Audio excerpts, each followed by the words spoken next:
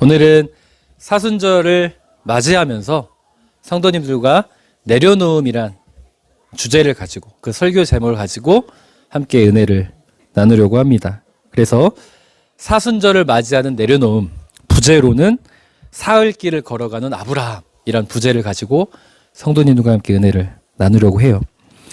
오늘 박방기 집사님께서 새로운 찬양을 불러주셨죠. 소개해 주셨습니다. 바로 내려놓음이란 찬양이었는데, 제가 한 주간 묵상하고 준비했던 설교 내용과 얼마나 딱 맞아 떨어졌는지, 그래서 제가 혼자서 그런 생각을 했습니다. 박방희 집사님께서 한 이틀 전쯤에 이제 이번 주 주일 예배 곡입니다라고 보내주시거든요. 하나님 맞군요. 사순절날 우리가 가져야 될 고백은 내려놓음이 맞군요 라는 생각을 갖게 되었습니다. 이 내려놓음이란 표현은요, 이용규 선교사님의 책인 내려놓음이란 책을 통해서 널리 알려지게 되었죠. 2007년도 규장에서 이용규 선교사님께서 내려놓음이란 책을 쓰셨습니다. 이용규 선교사님은 굉장히 똑똑하신 분이세요. 서울대 출신이시고 박사학위를 받으신 굉장히 똑똑한 선교사님이시죠. 이용규 선교사님께서 이 내려놓음이란 책을 통해서 궁극적으로 어떤 이야기를 하냐면, 결국에 내려놓음이란 것 무엇이냐? 예수님을 따른다는 것은 나의 것을 내려놓고 십자가의 길을 따르는 것이 바로 예수를 따르는 것이다라고 말을 하고 있다는 거죠. 그래서 예수님께서 자신의 삶을 내려놓음을 통해 사람들을 위한 구원의 문을 여셨다. 자신의 삶을 내려놓으셨다는 거예요, 예수님께서. 그 내려놓음을 통해서 우리가 구원의 은혜를 얻게 됐던 거죠. 마찬가지로 우리도 예수 그리스도에 따른다는 건, 예수 그리스도의 내려놓음처럼 우리도 우리의 내려놓음을 통해 우리의 가정과 우리의 주변과 또한 나의 삶에 구원의 확증을 해야 된다라는 거예요. 저도 한때 이 책을 보면서 그렇지, 나의 것을 무엇을 내려놔야 될까를 참 많이 고민해 봤던 적이 있습니다. 난 무엇을 내려놔야 되지?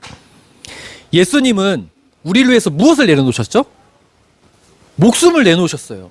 우리를 구원하기 위해서. 그러면 나 역시도 예수 그리스도를 따르기 위해서 그럼 나는 무엇을 내려놔야 될까 고민을 해봤던 거예요. 그때 당시에 제가 비판에 굉장히 약했던 시기였습니다. 제가 2008년도 9년도 이때 전도사로 한창 막 혈기왕성하게 사역을 할 때다 보니까 인정 욕구가 굉장히 강했고 비판에 굉장히 취약했어요. 그래서 그때 이 책을 통해서 굉장히 은혜를 받으면서 그런 생각을 했습니다. 나는 인정받는 욕구를 좀 내려놔야 되겠다. 사실 하나님의 일을 하는 게 제가 인정받으려고 하는 게 아니라 하나님을 드러내기 위함 아닙니까? 그런데 실상 제 속마음은 제가 인정받고 싶었던 거예요. 외부 사역을 하면서 언론에 많이 인터뷰도 하고 이러다 보니까 막 인정받는 것에 대해서 되게 너무 행복한 거예요, 제가. 그런데 이제 나는 지금 무엇을 하고 있는가라는 생각을 하면서 인정받는 욕구를 내려놨고, 누군가 저를 비판하면 잠을 못 잤어요, 저는. 그리고 무슨 생각을 했냐면, 어떻게 복수해주지? 이 비판을 어떻게 내가 합당화시키고 내가 어떻게 설득을 하지? 이런 생각을 많이 했었는데, 이런 것도 다 내려놓는 시간들을 가졌습니다. 그리고 이 경험을 토대로 이 내려놓음에 대해서 독서 토론을 한 적이 있어요. 독서 모임을 했는데, 그래서 사람들의 이제 고백을 듣게 됐습니다. 다른 성도님들의 고백을 듣게 됐는데, 어떤 성도님은 이런 말씀을 하시더군요. 독서 모임을 할 때, 저는요, 전도사님, 그때 전도사 때니까 제가 물질에 대한 욕심이 강합니다. 저는 돈이 있어야 삶의 희망이 있어요. 이 돈이 조금이라도 내가 생각하는 것과 벌리지 않으면 나는 정말 힘듭니다. 그런데 저도 그 돈에 대한 욕심, 물질에 대한 욕심을 좀 내려보겠습니다.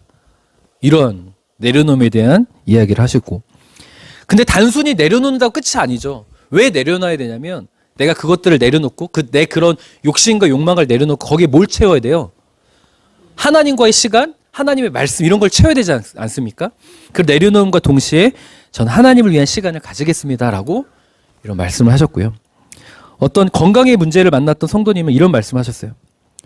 전도사님, 저는 사실 굉장히 불안하고 염려가 큽니다. 막 우셨어요. 그런데 염려로 내 삶을 채우기보다는 그 염려를 내려놓고 하나님을 생각하는 시간으로 나를 채우겠습니다라고 말씀을 하셨던 기억이 또렷이 납니다. 저는 이 사순절 기간을 보내면서 우리가 어떻게 이 사순절 기간을 보내는 게 가치가 있을까라고 스스로 물어봤을 때 우리가 내려놓음을 선택하고 동시에 하나님의 것을 채우는 시간으로 삼으면 굉장히 가치 있는 시간이 될 거라는 생각을 가지게 되었습니다. 생각해 보세요, 성도님들. 예수님께서는 우리를 선택하시려고 자신을 내려놓으셨어요. 동의하십니까? 그러면 적어도 우리가 다른 기간은 몰라도 이 사순절 기간은 어떤 기간이에요? 예수 그리스도께서 우리를 구원하기 위한 그 여정을 떠났던 모진 고통과 고난을 경험했던 그 시간을 기리는 시간 아닙니까? 적어도 이 기간만큼은 그러면 우리도 예수님을 따라서 좀 내려놓고 하나님의 것으로 채우는 시간을 삼으면 어떻겠습니까? 아멘이십니까? 아멘. 저는 그래서 우리 성도님들과 함께 이 사순절을 맞이할 때 이 내려놓음이라는 키워드를 붙잡고 동시에 하나님의 것으로 채우는 은혜를 선택할 수 있는 기간이 되었으면 참으로 좋겠습니다. 그래서 제가 앞서 말씀드렸던 것처럼 이 사순절을 맞이하는 내려놓음, 부제로 제가 뭐라고 그랬죠? 사흘길을 걸어가는 아브라함이라고 했습니다. 이 사흘길을 걸어가는 독자 이삭을 바치라는 하나님의 명령 앞에 사흘길을 걸어가는 아브라함을 통한 은혜를 통하여 함께 우리가 이 내려놓음에 대한 깊이 있는 묵상을 할 수 있는 귀한 시간이 되었으면 참으로 좋겠습니다. 오늘 본문은 하나님께서 아브라함을 부르셔서 사랑하는 독자 이삭을 데리고 하나님께서 가르쳐 주시는 모리아 땅의 한 산에 가서 바치라는 명령을 주시는 이야기죠. 그래서 아브라함이 그 명령 앞에 순종해서 이삭을 데리고 모리아 땅의 산으로 가는 이야기죠. 성도님들, 근데요, 이삭이 누굽니까? 아브라함에게. 그렇죠. 제가 이 말을 듣고 싶었어요. 그냥 독자가 아니에요. 100세 얻은 하나밖에 없는 아들이에요. 100세 얻은. 그런데 이 아들을 하나님을 위해 바치라고 요구하는 건 납득할 수 있을까요? 없을까요? 하나님에 대한 분노가 생길 수 있는 명령입니다. 납득하기 어려워요. 그런데 아브라함은 즉각적으로 순종했습니다. 너무나 잘 알고 계신 이야기예요. 그래서 아브라함은 두 종과 아들 이삭을 데리고 하나님께서 일러주신 그곳으로 갑니다. 그러고 가서 실제로 아들을 바치는 결단을 하죠. 저는 이 아브라함 믿음을 보면서 막 우리가 본받고 싶은 믿음이라고 하는데 저는 본받고 싶지 않아요. 저한테 시에리를 바치라고 하면 하나님 안녕히 계십시오 하고 저 떠날 것 같아요. 우리 아무리 제가 하나님을 사랑하고 하나님을 경외하지만 딸을 바치라고, 아들을 바치라고 한다? 그동안 감사했습니다. 솔직히 말하면 그래요. 제가 이 말씀을 왜 드리냐면 우리가 믿음이 없다는 걸 제가 논하는 것이 아니라 이 믿음은 정말 이해하기 어려운 믿음이라는 거죠. 그럼 이걸 어떻게 생각할 수 있냐면 아브라함은 하나님을 얼마나 신뢰하기에, 하나님을 얼마나 절대적으로 여기기에 이런 어려운 선택을 하겠냐는 거예요. 우리도 하나님을 신뢰한다고 하지만 정말 아브라함만큼 이렇게 절대적으로 신뢰하기가 쉽지 않다는 거죠.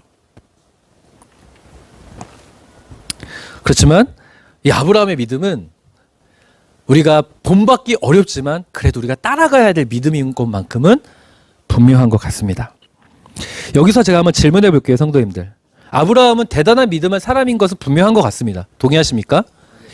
그러면 이 믿음의 사람이 하나님의 이 명령을 받았어요. 우리는 도저히 받아들이기 어려운 이 명령을 순종했어요. 그러면 여기 문맥상 문자적으로만 보면 아브라함은 즉각적으로 순종한 것 같아요.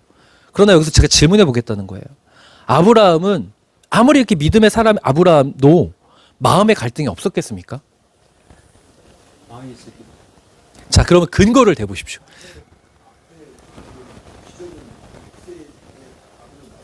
네. 아, 신뢰가 됐겠죠. 그러면 백승현 권사님께서는 갈등이 없었을 것이다. 갈등도 있었을 것이다. 좋습니다. 제가 여기서 드리는 본질적인 질문은 다 그거 맞아요. 신뢰하는 거 동의하고 그걸 전제로 한 뒤에 그런 사람이라 할지라도 마음의 갈등이 없었겠냐는 질문을 하는 거예요. 성도님들이 생각하셨을 때 조숙 집사님께서는 갈등이 있었을 거라고 하셨어요. 다른 의견 없으십니까? 갈등이 없었을 것이다. 하나님께서 음성으로 너에게 아들을 주겠다고 하셨는데 왜 이제 와서 하나님께서 아들을 다시라 하냐, 그 마음에 하나님께 아브라함은 마음이 서운했을 것 같습니다. 아, 서운했을 것 같다. 갈등이 있었을 것 같다. 굉장한 TMI를 하셨습니다. 간단하게 서운했을 것이다 하면 될 걸. 데려오라 하는 것도 하나님이니까 믿고 하셨겠죠. 그럼 갈등이 없었을 것이다. 우리는 어부들교회 굉장한 믿음의 권사님을 보고 계십니다. 백세 여든 될것 같아요. 어.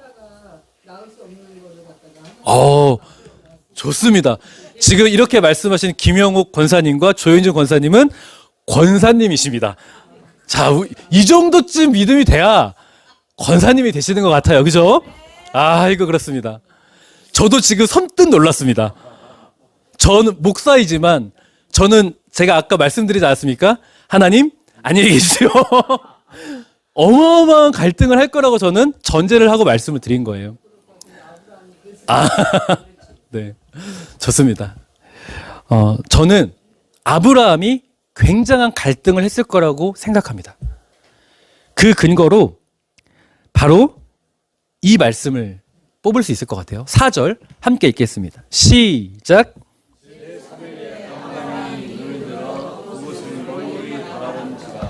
아멘. 아브라함이 하나님께서 일러주신 모리아 땅으로 가라고 하는데 출발지가 어디냐면 21장에 아브라함이 있었던 곳은 브엘세바입니다. 이 브엘세바에서 모리아 산으로 가라고 했는데 며칠이 걸렸대요? 3일이 걸렸대요. 저는 여기가 바로 사흘길을 걸어간 아브라함 이 부분이 바로 그의 고민과 갈등이 있었다라고 추측을 한다라는 거예요. 왜냐하면요, 제가 앞서 말씀드렸던 것처럼 창세기 21장에 의하면 아브라함은 어디에 있었다? 브엘세바에 있었습니다. 이 브엘세바에서 모리아 산에까지 가는 거리가 한 70km, 한 80km 정도 된다고 해요. 그러면 이 거리는 사실상 3일이나 걸리는 거리는 아니겠죠. 그리고 더 놀라운 건 성경이 참 재미있는데 그 거리를 반나절 만에 간 사람이 있어요. 반나절 만에 간 사람 말씀 볼까요? 창세기 28장 10절에서 11절 함께 읽겠습니다. 시작. 야곱이 브엘세바를 떠나서 하란으로 가다가 어떤 곳에 이르렀을 때 해가 저물었으므로 거기에서 하룻밤을 지내게 되었다. 아멘. 세번역 버전입니다. 창세기 28장을 보면 야곱이 나와요. 야곱이 28장에 브엘세바에서 똑같이 브엘세바입니다. 브엘세바에 출발하는데 어디를 향해요?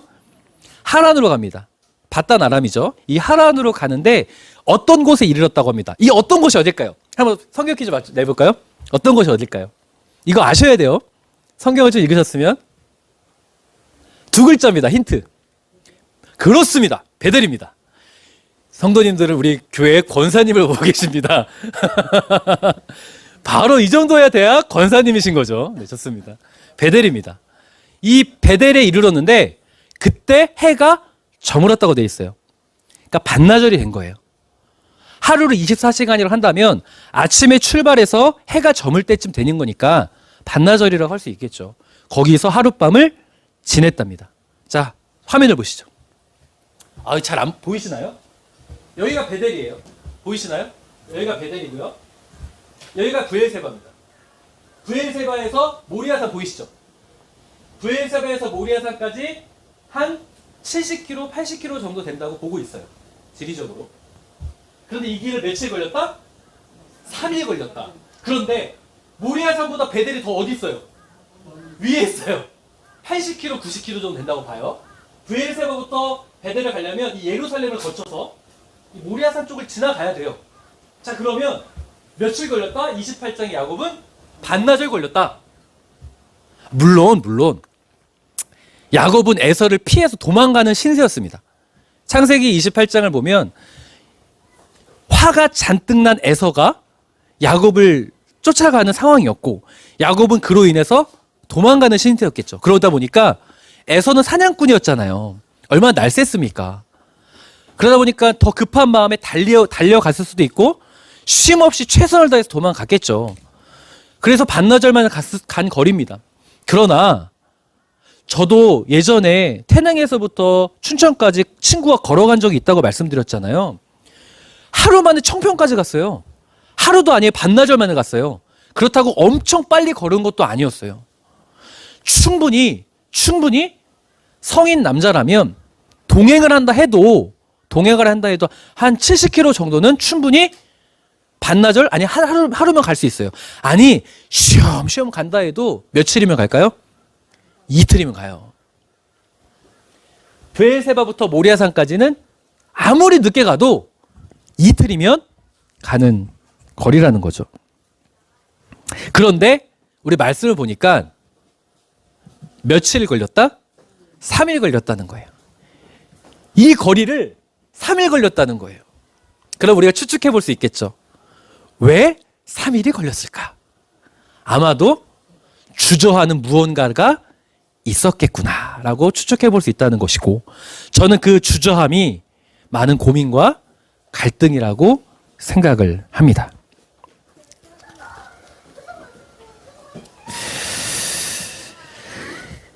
그런데 여기서 전 또 질문이 생겼어요.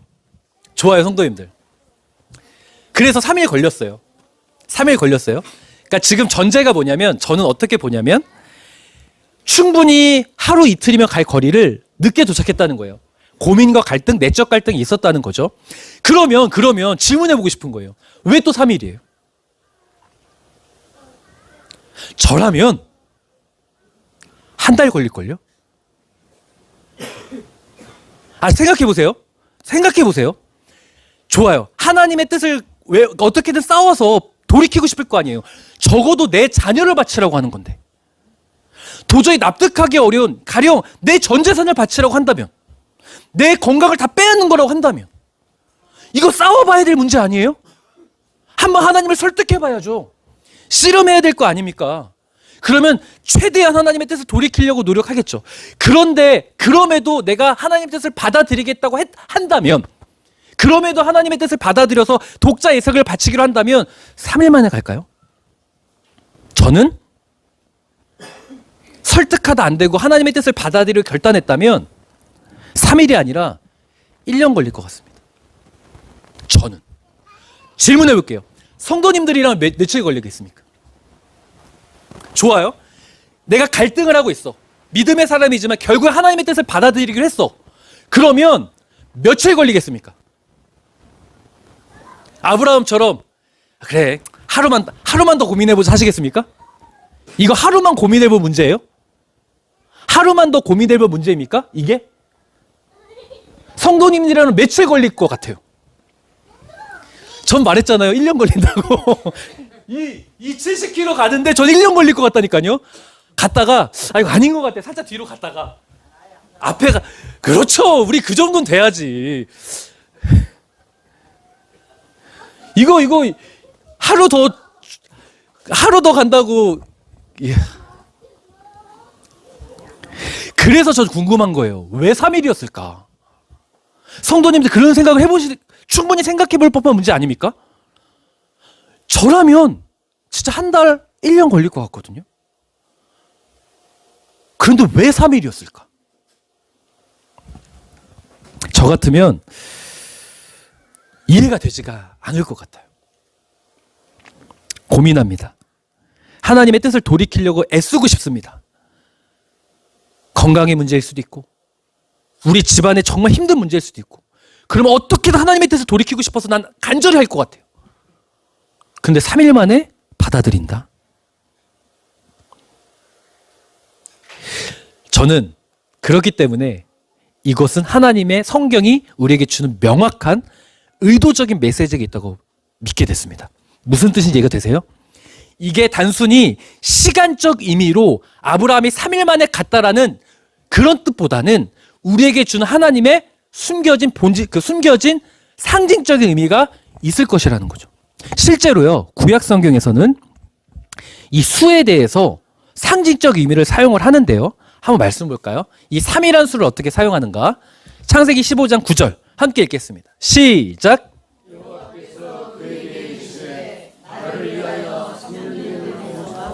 3년 된 암염소와 3년 된 수량과 산 비둘기와 집 비둘기 새끼를 가져올지니라.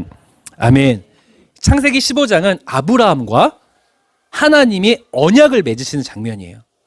이 굉장한 하나님께서 아브라함을 확실히 너는 내가 지키고 보호하겠다라는 언약을 주시는 장면인데, 그때 하나님께서 요구하시는 게 있어요. 뭘 요구하시냐? 3년 된 구약 성경에서 이 3이라는 수는요, 하나님의 거룩성, 완전수를 의미합니다. 상징적인 의미로. 여기뿐만 아니라 출애굽기 34장에 봐도 하나님께서 출애굽한 이스라엘 백성들에게 꼭 3번씩 절기를 지키라고 그래요. 절기를 3번씩 지키라고 그래요. 이 말은 뭐예요? 그게 거룩성, 완전수라는 상징적 의미를 가지고 있어요. 그런데 제가 더 주목하고 싶은 이 3의 상징적 의미가 뭐냐면, 이 3이란 시간은, 이 3이란 숫자의 상징적 의미는 내 것을 내려놓고 하나님의 것을 채우는 상징적인 의미가 있다는 거예요. 다시 설명할게요. 이 3이란 수가 상징적 의미가 있다는 것을 제가 말씀드리기 위해서 창세기 15장을 가져온 건데, 제가 주목하고 싶은 이 3이란 상징적 의미는 내 것을 내려놓고 하나님의 것으로 채운 의미가 있다는 거예요. 그 말씀을 한번 볼까요? 요나서 1장 17절 하반절 함께 읽겠습니다. 시작. 요나가 밤낮 3일을 물고기 뱃속에 있으니라. 아멘. 요나 선지자가요, 하나님의 명령을 받아요. 어떤 명령을 받냐면, 너는 아수르의 수도인 니누에로 가서 내가 니누의 백성을 구원할 것이라는 말씀을 전하라는 명령을 받습니다. 그런데 요나 선지자가 이 말씀을 받아들일 수가 없는 거예요.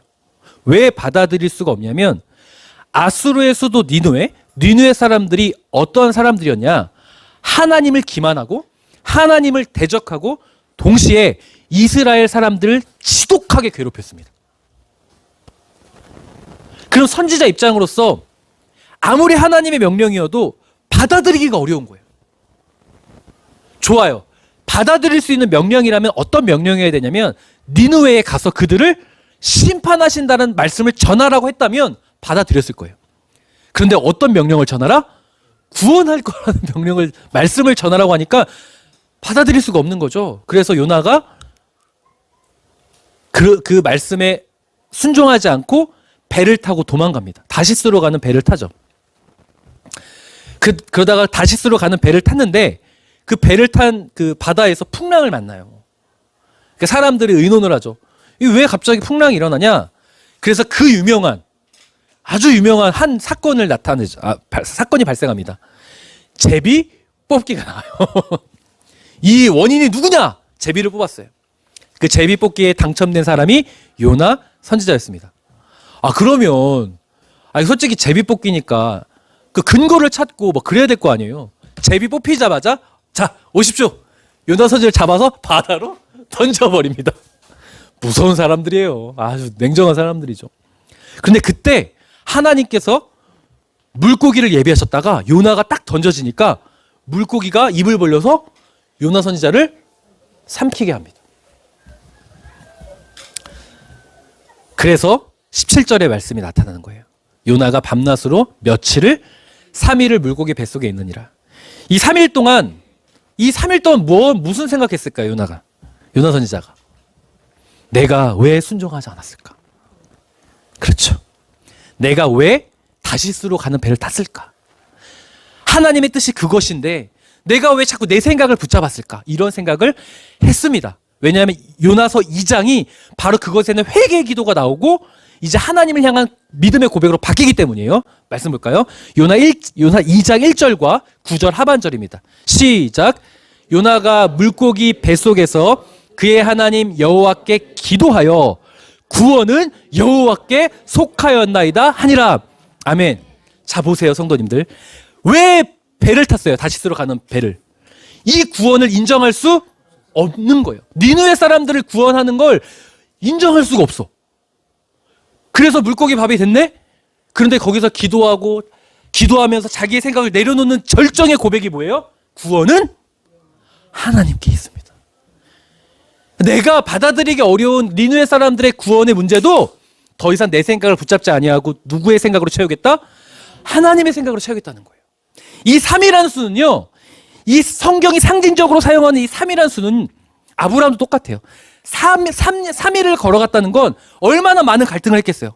안 될 것 같은데. 이거 진짜 아닌데. 그런데 내 생각을 내려놓는 시간이에요. 또 다니엘 6장 10절을 볼까요? 함께 읽겠습니다. 시작. 다니엘이 이 조서에 왕의 도장에 찍힌 것을 알고도 자기 집에 돌아가서는 윗방에 올라가 예루살렘으로 향한 창문을 열고 전에 하던 대로 하루 3번씩 무릎을 꿇고 기도하며 그의 하나님께 감사하였더라. 아멘. 바벨론 포로 시대 때, 그때 당시에는 바벨론이 무너지고 메대가 세상을 주관하고 있을 때죠. 메대 왕 다리오 왕이 조서를 내려요. 어떤 조서를 내리냐? 왕 이외에는 누구에게도 무릎을 꿇지 말고 빌지 마라. 기도하지 말라고. 이건 사실 다니엘을 음모하고자 하는 신하들의 계략이었죠. 근데 왕이 옳다거나 받아들인 거예요. 다리오 왕이. 그래서 왕의 도장을 찍어서 온 동네에 조서를 붙이게 되죠. 다니엘이 이 조서를 알아요. 그러면 갈등 될까요? 안 될까요? 내가 그동안 매번 기도했던 것들이 갈등 될 거 아니에요. 알고도 하루 몇 번씩 기도했대요. 질문해 볼게요. 성도님들 하루 밥 몇 번 먹습니까? 우리도 적어도 3번은 해요. 무슨 말인지 이해되세요? 아니 하루 밥 3번 먹잖아요. 설마 여기서 식사기도 안 하실 분은 없죠. 우리도 적어도 3번은 기도한다니까요. 하루에. 제가 지금 무슨 말인지 이해되세요? 다니엘이 3번만 기도했겠냐고요. 저도요, 목사인 저도요, 하루에 5번 기도해요. 저도. 근데 저보다 더 뛰어나시죠. 아니 제가 어떻게 저랑 비교합니까? 다니엘 선생님과. 3번만 기도하셨겠어요? 틈나는 대로 기도하셨겠죠. 하나님의 뜻을 분별하고 하나님의 것을 생각하고 전하는 분인데. 제가 아는 한 전도사님이 굉장히 영적으로 민감하거든요. 근데 그 전도사님이 저한테 이런 얘기를 하는 거예요. 목사님, 저는 기도하는 게 너무 즐거워요. 그래서 아침에 일어나서 아침에 일어나서 눈 뜨면 기도하는 게 너무 행복하고요. 밥 먹고 또 기도하면 너무 행복하고요. 좀 잠깐 쉬었다가 또 기도하면 행복하고요. 또 저녁에 기도하면 행복하고요. 새벽 3시까지 기도해도 행복하고요. 다니엘이 그 전도사님보다 기도를 더하면 더했죠. 지금 여기서 말하는 3이라는 수는 상징적인 수입니다. 3번씩 기도했다는 그 숫자적, 시간적, 이렇게 명시적인 수라기보다는 다니엘은 지금 왕의 조서가 찍힌 것을 알고 있음에도 불구하고 그것을 내가 어떻게든 내 생각으로 합리화하거나 이런 것들을 다 내려놓고 나의 불안과 두려움도 다 내려놓고 오직 하나님을 의지하려고 했다라는 것을 말하고 있는 거예요. 마찬가지입니다. 왜 아브라함이 3일 만에 도착했겠습니까? 이제 좀 이해가 되십니까? 아브라함이 3일 만에 도착했다라는 건 이 3일이라는 시간적인 수를 우리에게 가르쳐주고 있는 것이 아니라 아브라함은 하나님의 말씀을 도저히 납득하기 어렵고 받아들이기 어려운 그 순간이라 할지라도 너무 괴로운 상황이 내 삶에 놓여졌다 할지라도 내 불안과 염려와 내 생각과 그 모든 것들을 내려놓고 하나님의 생각을 채우고 하나님을 더 바라보고 하나님을 의지하기로 결단했다는 것을 말하고 있는 거예요. 그랬더니 놀라운 일이 발생하죠. 그 결단을 하니까 성경이 의도적으로 밝히는 게 있는데 그때 고개를 들어요. 성도님들, 우리가 고개를 언제 들까요? 내가 축 처져 있을 땐 언제예요? 좌절할 때 아니에요, 마음적으로. 고개를 들 때는 언제예요? 이제 뭔가 해보자. 그런 상징적인 의미도 있는 거잖아요. 내가 뭔가를 해보자. 정말 성경은 우리에게 너무 친절하게 가르쳐줘요. 내 것을 내려놓고 하나님의 것을 딱 채우기를 결단하면 고개를 들라 이거예요. 할 수 있다는 거예요. 고개를 들라 이거예요. 하나님이 함께 하시겠다는 거예요. 그러니까 모리아 산에 산이 보였어요. 그 모리아 산은 어제 어떤 곳이에요? 가면 내 아들을 바쳐야 되는 곳인데 가면 하나님이 함께 하시는 증거를 볼 수 있다는 확신이 생기는 거예요. 내 것을 내려놓고 하나님의 것을 채우면 그 두려운 상황에서 고개를 들고 그 두려운 상황을 가도 하나님이 함께 하시는 놀라운 시간들을 경험하게 될 줄 믿습니다. 그래서 성경에 놀라운 표현이 있잖아요. 바로 여호와 이레예요. 창세기 22장 13절 함께 읽겠습니다. 시작. 아브라함이 눈을 들어 살펴본즉 한 순양이 뒤에 있는데 뿔이 수풀에 걸려 있는지라. 아멘. 아브라함이 다 내려놨어요. 내 생각과 내 판단과 내 불안과 내 두려움과 내 염려 다 내려놓고 하나님의 것을 채우기를 결단했어요. 그랬더니 하나님 고개를 들래요. 고개를 들었어요. 그 하나님과 함께 하는 거예요. 그래서 가서 자, 그래. 하나님과 함께 이 상황에서 도저히 해결할 방법이 없어 보여. 그래도 내가 정말 그래도 하나님을 믿고 가보자. 아들을 바치려고 하니까 하나님 막으셨잖아요. 그리고 하나님께서 준비하신 순양을 아브라함에게 이삭 대신 바치라고 하잖아요. 그런데 성도님들, 이 순양이 여호와 이레예요. 그죠? 이 순양을 잡아다가 이삭을 대신해서 바치면서 아브라함이 고백해요. 여호와 이레. 준비하신 하나님, 내 길을 준비하신 하나님을 고백해요. 그런데 성경이 진짜 여호와 이레를 뭘 소개하는 줄 아세요? 창세기 22장 23절 하반절 제가 읽을게요. 부두엘은 누구를 낳고? 리브가를 낳고. 리브가가 누구예요? 성경 퀴즈입니다. 리브가가 누구예요? 그렇죠. 리브가는 이삭의 아내입니다. 성경이 굉장히 재미난 이야기를 하고 있는 거예요. 이삭을 바치려고 했어요. 이삭을 바치려고 하는 순간에 이삭이 죽으면 리브가가 왜 나와요? 리브가 언급을 왜 시켜요, 하나님이? 이삭 죽으면 끝이잖아요. 그리고 아브라함의 자손 번영은 끝나는 거잖아요. 성경은 리브가는 언제 나와야 되냐면 이삭의 짝인 리브가는 창세기 24장에 나와요. 창세기 24장에 리브가가 아브라함의 종을 통해서 만나고 그런 과정들이 24장에 나온다고요. 근데 왜 22장에 하나님은 리브가를 언급할까요? 성경이 또 남성 우월주의인 거 아시죠? 이름을 기록할 때 남자들의 이름을 기록하지 여자들의 이름은 웬만하면 기록하지 않아요. 그런데 리브가를 왜 기록할까요? 그렇죠. 하나님은 죽음이 아니라 너가 하나님을 네 것을 내려놓고 하나님을 바라볼 때 이삭의 짝을 준비하고 있다는 것, 죽음이 아닌 생명이 있다는 것을 미리 말씀하시는 거예요. 아멘. 진짜 여호와 이레가 여기 나와요. 리브가가. 그리고 리브가가 언제 나오냐면 진짜 창세기 24장에 나와요. 사랑하는 성도님들, 우리 삶에도 참 받아들이기 어려운 상황이 있어요. 건강의 문제를 만난 성도님 계시죠? 그 최근에 일감이 많이 없어서 경제적으로 힘드신 성도님들도 계시고, 우리 가정을 보면 남들은 괜찮은데 왜 우리 가정은 힘들까라는 생각이 드는 분도 계시고, 자녀의 문제를 보면서 염려되는 성도님들도 계셔요. 그 마음을 지금 성도님들 가지고 계신 그 마음이 누구의 마음인 줄 아십니까? 사흘 길을 걸어가는 아브라함의 마음이에요. 아브라함이 똑같은 대단한 믿음의 사람이라고 해서 그런 마음의 갈등이 없었던 것이 아니라 그 아브라함의 마음이 지금 성도님들의 마음이에요. 그런데요, 성도님들, 그때 아브라함은 요나서 1장, 2장에 나왔던 요나처럼, 다니엘서 6장에 나와 있던 다니엘처럼 자신의 생각을 내려놓기로 결정했습니다. 그리고 동시에 하나님의 것으로 채우기로 결정했어요. 제가 최근에 참 감사한 것이 있습니다.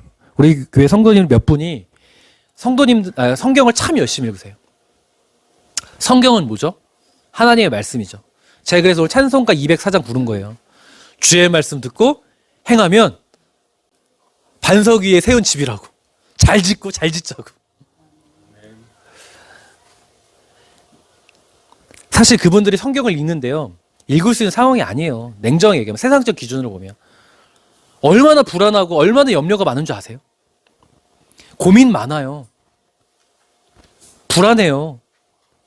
그런데요, 성도님들. 바쁘셔요. 그런데요, 성도님들.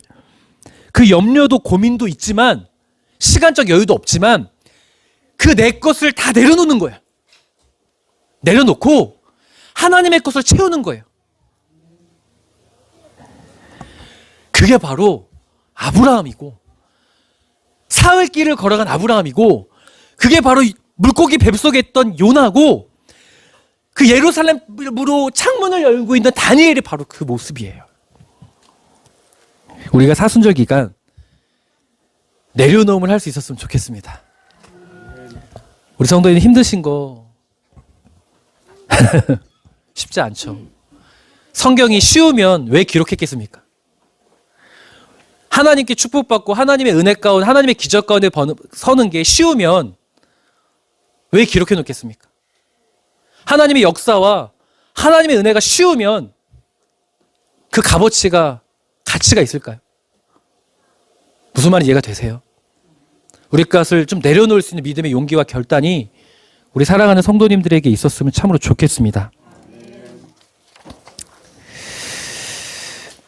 저는 우리 사랑하는 성도님들의 삶에 정말 평안과 형통의 은혜가 있었으면 좋겠어요. 그걸 위해서 기도하고 있습니다.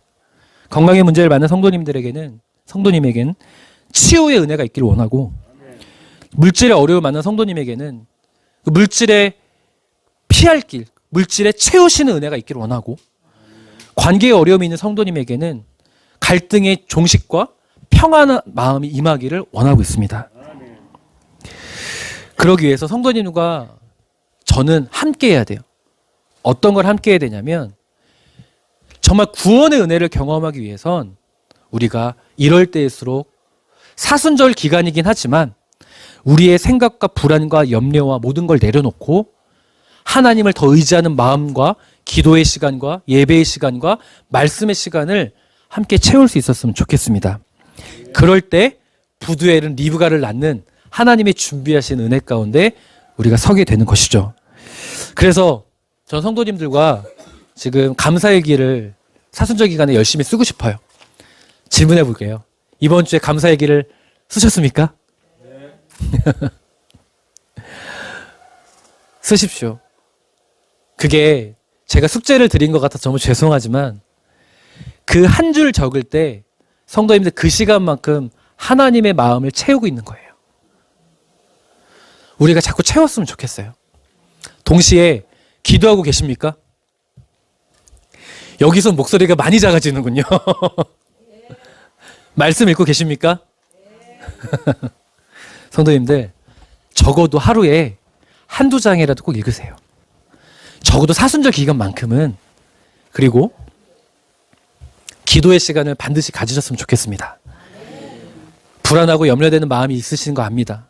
그러나 그걸 좀 내려놓고 예수 그리스도께서 자신을 다 던져주셔서 우리를 구원해 주셨던 것처럼 적어도 이 기간만큼은 내려놓고 우리가 하나님을 채우고 그래서 구원의 은혜 가운데 서는 부두엘은 리브가를 낳는 그 은혜 가운데 우리가 섰으면 좋겠습니다. 사흘 길을 걸어가는 아브라함 되신 우리 성도님들 힘내시고 더 하나님을 의지할 수 있었으면 좋겠습니다. 기도하겠습니다.